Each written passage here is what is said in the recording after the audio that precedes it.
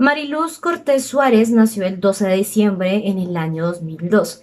Era la menor de los 3 hijos del matrimonio entre Juan José Fernández, quien era pastor de una iglesia evangélica, e Irene Suárez Fernández, quien trabajaba en una fundación. Los hechos ocurrieron el 1 de enero del año 2008, cuando Mariluz se antojó de un dulce. Ella vivía en un apartamento, por lo que para comprar su dulce tenía que bajar del edificio hasta llegar a la tienda o al kiosco donde era que compraba todos sus dulces.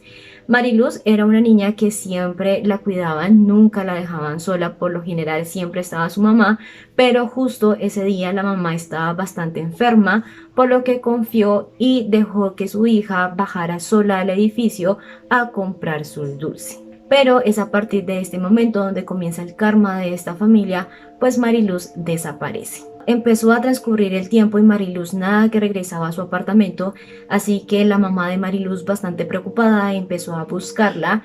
Fue primero hasta el kiosco donde Mariluz iba a comprar su dulce y efectivamente el tendero le dijo que sí, que la niña había ido a comprar su dulce y que la había visto junto a 2 niñas más, pero es a partir de este momento donde se le pierde totalmente el rastro de Mariluz. Las autoridades y muchos voluntarios ampliaron el radar de la búsqueda de Mariluz, pero no pudieron encontrar pistas sobre ella.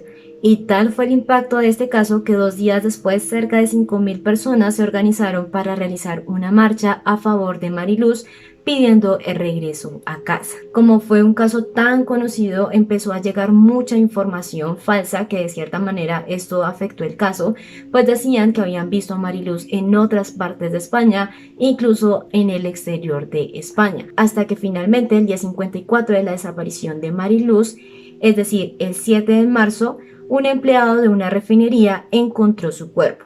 Estaba flotando en un muelle de Huelva. En la autopsia se pudo determinar que la niña había muerto por asfixia mecánica por sumisión, y los médicos determinaron que la niña había sido arrojada al agua mientras ella estaba viva pero inconsciente. Tenía un golpe en la cabeza, lesiones en las muñecas, codo y rodilla derecha, y no había signos de abuso sexual. Pero por el estado del cuerpo no se pudo determinar con exactitud el día de su muerte, pero muchas personas suponían que había muerto el mismo día en que había desaparecido. Sin embargo, la familia de Mariluz no quedó muy contenta con este dictamen pericial, por lo que contrataron un perito privado para que le hicieran de nuevo la autopsia a Mariluz. Este perito era muy conocido en España y, a diferencia de la primera autopsia, determinó que no solamente tenía un golpe, sino que tenía 2 golpes. También determinó que la niña tenía una lesión de separación en el muslo que podría indicar una violación o por lo menos un intento de abuso sexual. De igual manera, también dijo que la niña tenía rastros en sus muñecas, por lo que indicaba que ella había sido amarrada. Cuando empezaron las investigaciones, apareció el primer sospechoso, llamado Santiago del Valle García, quien era una persona que tenía un historial bastante oscuro, pues las autoridades ya sabían que Santiago sentía cierta atracción por los niños de corta edad. Pues Santiago cometió su primer crimen contra su propia hermana, la violó cuando ella apenas tenía 5 años, y luego, cuando Santiago tuvo su propia hija, obligó a esta a masturbarse cuando ella tenía apenas 5 años de edad. De igual manera, en 1999 falsificó un informe médico con el que acusó a un profesor de abusar sexualmente a su segunda hija y le reclamó 60.000 euros.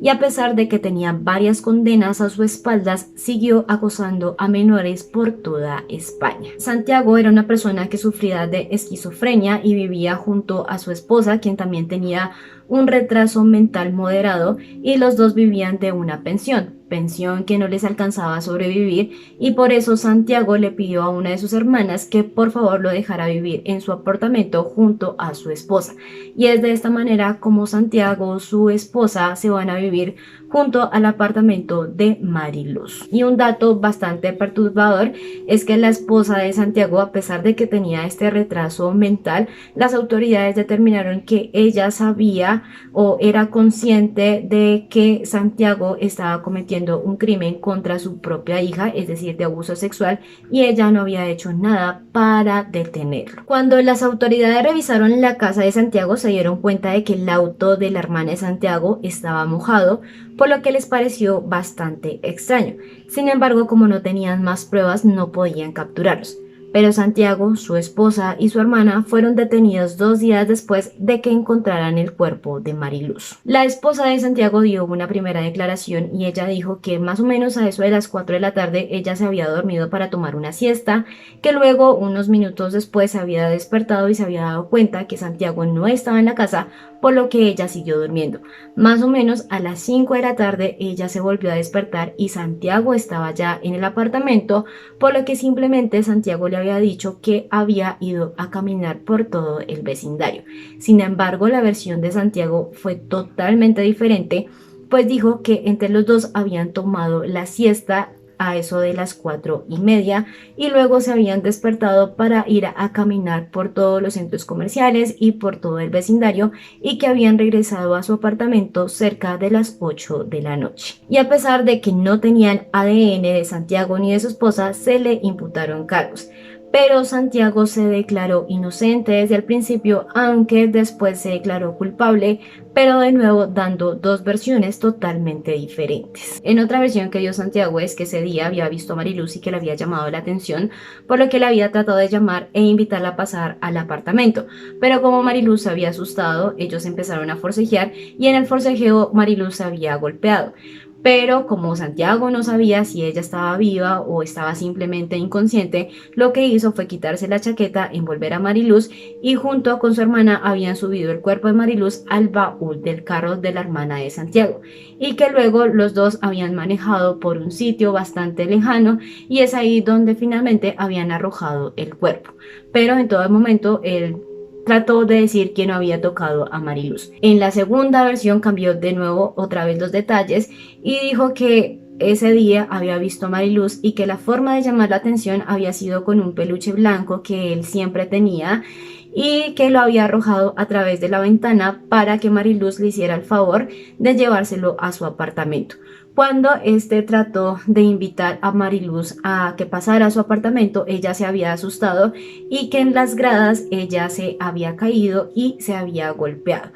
Como también no sabía qué hacer con el cuerpo, lo había envuelto en la chaqueta y lo había metido en el carrito de compras y después había depositado el cuerpo en el baúl. Aquí lo que trató de resaltar Santiago es que la hermana no tenía nada que ver, es decir, no le había prestado ningún tipo de ayuda y también recalcó que no había tocado a Mariluz, sino que simplemente se trataba de un accidente. Por el contrario, Rosa se defendió diciendo que ella era inocente, que no había hecho nada contra Mariluz, que todo lo que decía Santiago de prestarle ayuda era mentira y que lo que había ocurrido realmente ese día es que ella había llegado al apartamento y que sí había notado a Santiago bastante alterado, pero que Santiago simplemente le había pedido ayuda para ir al supermercado.